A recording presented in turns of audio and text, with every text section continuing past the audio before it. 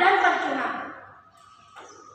Secara terminologi, Al-Quran merupakan firman Allah yang diturunkan kepada Nabi Agung Muhammad SAW melalui wasilah malaikat Jibril untuk disiarkan kepada umat manusia, yang salah satu fungsinya adalah hudan linnas, yakni petunjuk bagi umat manusia di seluruh muka bumi ini. Tanpa panduan agama tidak akan mendapatkan hasil yang sesuai, tetapi justru membuang waktu yang sia-sia dan percuma. Secara terminologi, Al-Quran merupakan firman Allah yang diturunkan kepada Nabi Agung Muhammad SAW melalui wasilah malaikat Jibril untuk disiarkan kepada umat manusia, yang salah satu fungsinya adalah hudan linnas, yakni petunjuk bagi umat manusia di seluruh muka bumi ini.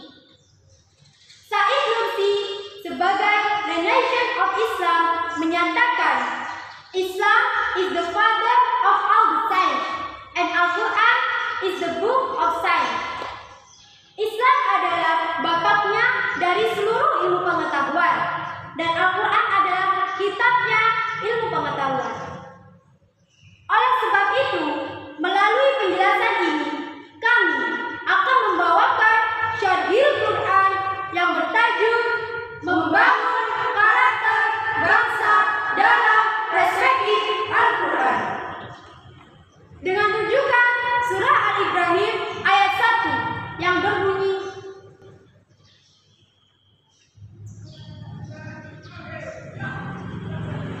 A'udzu billahi minasy syaithanir rajim.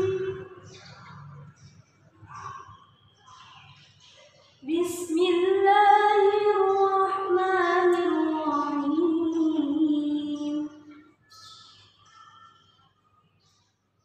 Alif Lam Ra. Kitabun anzalnahu ilaika litukhrijan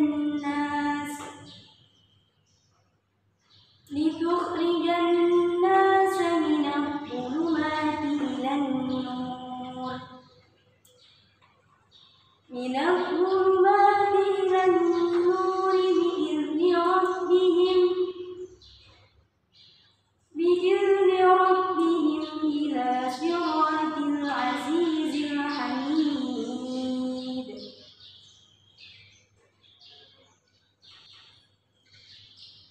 Aku berlindung kepada Allah dari godaan syaitan yang terkutuk dengan menyebut nama Allah yang Maha Pengasih lagi yang Maha Penyayang.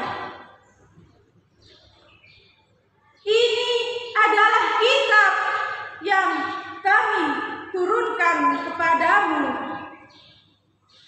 supaya kamu menguatkan manusia dari kegelapan kepada cahaya terang benderang dengan izin Tuhan mereka,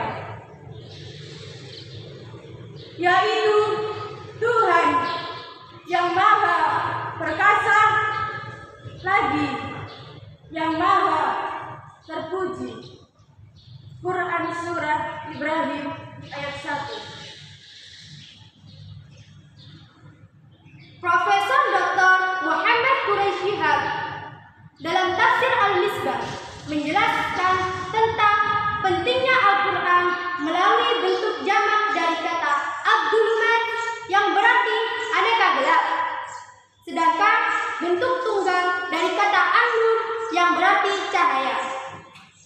Hal ini mengisyaratkan bahwa kegelapan memiliki bentuk yang beraneka ragam dan bermacam-macam, berbeda dengan An-Nur yang memiliki bentuk tunggal lalu menerangi.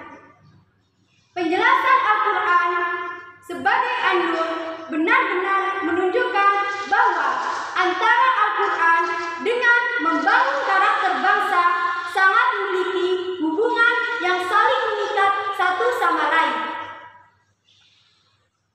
Said Nursi dalam kitabnya Al-Mushtarikin wa Atharuhu fi Al-Fiqh Al-Hadis menulis, ilmu pengetahuan adalah sekumpulan masalah serta sekumpulan metode yang dipergunakan menuju tercapainya suatu masalah tersebut. Bahwa membangun suatu karakter bangsa tidak dapat diukur dari apa yang dipersembahkan kepada masyarakat, melainkan apa saja ilmu yang dipelajari dalam sudut pandang tertentu, termasuk Al-Quran.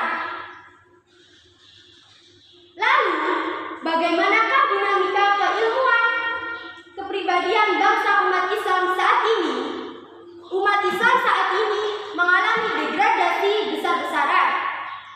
Data Badan Penelitian Internasional menyatakan Israel yang mayoritas Yahudi dalam 1 juta penduduk memiliki 1.600 pakar pengetahuan.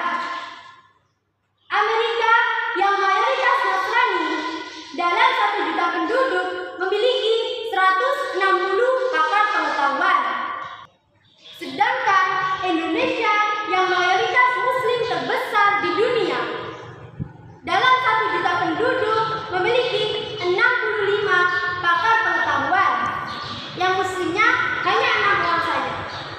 Oleh karenanya, dalam bidang membangun karakter bangsa dan teknologi, kita masih jauh tertinggal oleh bangsa-bangsa lain. Kita masih jauh tertinggal dari Amerika yang Protestanis, kita jauh tertinggal dari Korea yang Konfusianis Taois, dan kita jauh tertinggal dari Jepang yang Buddhis Taois. Padahal 14 abad yang lalu kita sudah diperintahkan untuk membaca dan membangun karakter bangsa, dan bacalah diri kita supaya hidup tidak takabur. Akan tetapi dalam memahami Al-Quran dengan baik dan benar, maka salah satu cara yang harus kita lakukan adalah memahami Al-Quran dari segi kebahasaan.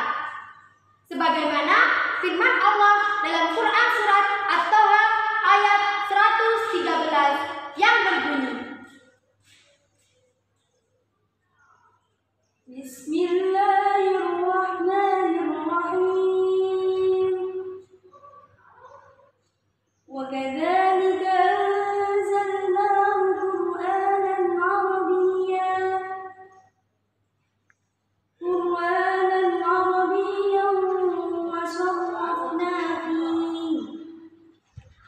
wa sarrafna fihi la'allahum yattaqun.